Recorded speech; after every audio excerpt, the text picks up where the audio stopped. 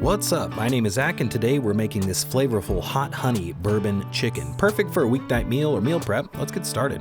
Full list of the ingredients in the description below.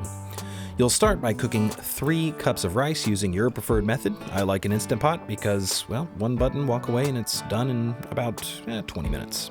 Onto the fresh ingredient prep, we're going to mince up about 1.5 tablespoons of fresh ginger, 5 cloves of garlic, and finally slice about a half cup of green onions.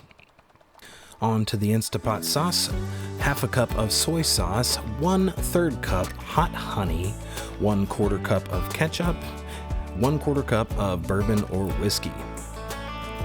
Adding in a pinch of red chili flakes, and then our fresh ingredients, we're just about done.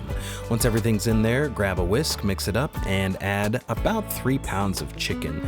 I gave it a stir just to make sure all of those flavors are nice and mixed together, and we're gonna cook this on high for 7 minutes. In the meantime, I'm de-thawing some stir-fried vegetables in the microwave, and we're going to stir-fry those over medium to high heat on a wok. I'm seasoning this up lightly with soy sauce, white wine vinegar, mostly because you're gonna get a lot of flavor from the bourbon sauce.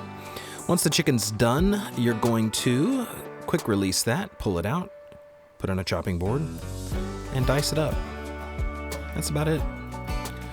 Gonna make a cornstarch slurry, 2 tablespoons cornstarch, 2 tablespoons water into the mixture, turn it on to saute, cook for 3 minutes until it starts to get nice and thick. And then we're gonna add our chicken back in. You can go ahead and turn off the heat here, stir it up, plate it up over the rice and veggies, and you're done.